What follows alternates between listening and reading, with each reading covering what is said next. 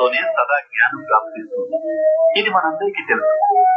కానీ అంకిత భావంలో ఉన్న గొప్పదనం ఏమిటి? ఇదెప్పుడైనా మనం ఆలోచించామా?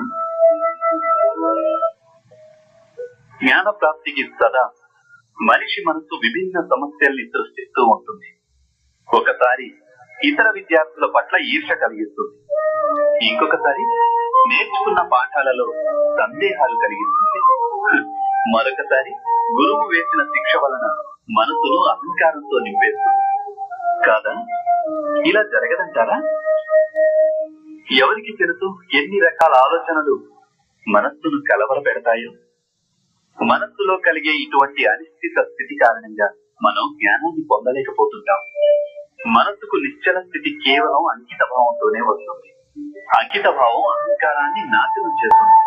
ఈర్ష, వ్యామోహం వంటి భావనలను దూరం చేసి హృదయాన్ని